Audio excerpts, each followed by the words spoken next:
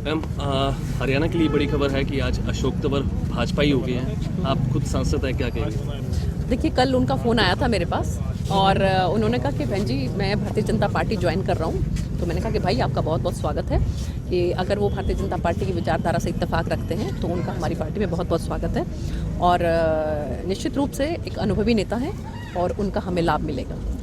चर्चाएं ये चल रही हैं कि वो कहीं ना कहीं सिरसा या अंबाला लोकसभा सीट से चुनाव लड़ सकते हैं। जी, उन्होंने स्पष्ट किया है कि उन्होंने कोई कंडीशन किसी तरह की नहीं रखी है। वो एक मजदूर की तरह भारतीय जनता पार्टी के अंदर काम करेंगे और भारतीय जनता पार्टी की ये परंपरा भी है कि यहाँ पर एक कार्यकर्ता जो है वो कार्यकर्ता के तौर पर ही काम करता है।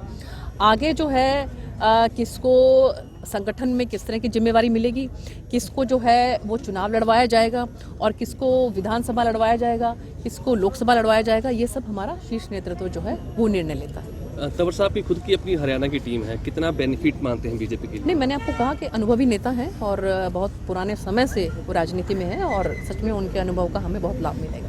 26 जनवरी को एक और सौगात ट्रेन की मिलने वाली है जी, फरक्का एक्सप्रेस। जी जी जी जी जी देखिए, बहुत बहुत इस बात के लिए मैं बधाई देती हूँ हमारी सिरसा लोकसभा को कि जब हमें फरक्का एक्सप्रेस के बारे में पता लगा तो ये पता लगा था कि केवल जाखल में जो है इसका स्टॉपेज होगा।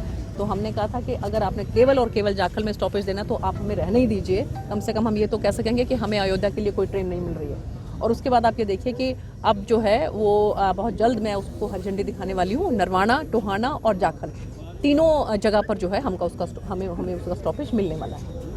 और मैं आह्वान करती हूँ आपके माध्यम से 22 तारीख को सबके सब हम माननीय प्रधानमंत्री नरेंद्र मोदी जी के नेतृत्व में जो रामलला की मूर्ति का प्राण प्रतिष्ठा हो रहा है उसके अंदर सब भागीदारी करें और उसमें दिवाली मनाएं। तंवर एक्सप्रेस की एक्सपेंशन इसीलिए करवाई है कि सिरसा लोकसभा क्षेत्र के लोग ज़्यादा से ज़्यादा अयोध्या जा सकें। बिल्कुल, इसमें कहीं कोई दो राय नहीं कि मैं चाहती हूँ कि हम सब जो है मिलकर वो अयोध्या जाएंगे और रामलला के दर्शन करेंगे। तंवर साहब के लिए कई लोगों का बयान आ रहे हैं। खुद जो सुशील गुप्ता है, आप पार्टी की प्रदेश अध्यक्ष, उनका कहना है कि तंवर साहब में राजनीति का ठहराव नहीं है, पार्टी ज्वाइन करते हैं फिर छोड़ देते हैं। देखिए, ऐसा है कि कोई भी किसी के बारे में कोई भी टिप्पणी कर सकता है। वो क्या सोचकर कोई टिप्पणी करता है तो ये तो मुझे लगता है कि आप उनसे ही पूछें तो ज़्यादा बेहतर है। अब आप पार्टी का क्या वजूद है हरियाणा में? आप पार्टी का कोई वजूद नहीं है यहाँ पर, क्योंकि आपने देखा होगा कि पिछले दिनों भी जो हमारे अंबाला के अंदर जो आप पार्टी के कुछ नेता थे उन लोगों ने कांग्रेस पार्टी ज्वाइन कर लिया है और अशोक तंवर जी जो कि उनके शायद पूरी की पूरी हरियाणा के कैंपेन के शायद जो है वो चेयरमैन थे, उन्होंने हमारी भारतीय जनता पार्टी को ज्वाइन कर लिया है। तो उनके जो एक प्रदेश लेवल के जो अधिकारी हैं वो सब पार्टी छोड़ के जा रहे हैं। तो मुझे लगता है कि आम आदमी पार्टी का कोई वर्चस्व जो है हरियाणा में नहीं रह गया है। कांग्रेस में अब हुड्डा के बाद अब शैलजा ग्रुप है जो वो रैलियाँ निकाल रहा है। देखिए, मैंने पहले भी कई बार कहा है ये कि ऐसा ये पार्टी जिसका कोई संगठन आज धरातल पर नहीं है, जिनके कोई जिला अध्यक्ष तक भी नहीं है, तो ऐसे उसमें आप क्या उम्मीद कर सकते हो? जनता इन बातों को सब समझती है। दुनिया की सबसे बड़ी पार्टी भारतीय जनता पार्टी और उसमें भी हमारे दुनिया के सबसे लोकप्रिय नेता आदरणीय प्रधानमंत्री नरेंद्र मोदी जी और उसके साथ साथ जो उनकी विकास की नीति है, आपने देखा होगा जिस तरह से जो विकसित भारत संकल्प यात्रा चल रही है, ग्रामीण आंचल के जो हमारे लोग हैं उनको उसका कितना फ़ायदा मिल रहा है और सबके मन के अंदर ये बात है कि मोदी की गारंटी जो है वो सचमुच की गारंटी है और इसके तहत जो लाभ उनको मिल रहा है योजनाओं का, वो इससे पहले आज तक कभी नहीं मिला। लोगों के जूते घिस जाते थे दफ्तरों के चक्कर काटते काटते और आज दफ्तर जो है वो खुद चलकर उनके गांव में पहुंच रहा है। तो इस बात का लोगों के मन में बहुत संतोष है और इसी बात से हमें उम्मीद है कि आने वाले समय में 2024 के अंदर अब जो लोकसभा चुनाव होंगे 10 की 10 हमारी लोकसभा की सीटें जो हैं वो भारतीय जनता पार्टी की आएंगी और माननीय मुख्यमंत्री श्री मनोहर लाल जी के नेतृत्व में हरियाणा में भी हमारी सरकार बनेगी।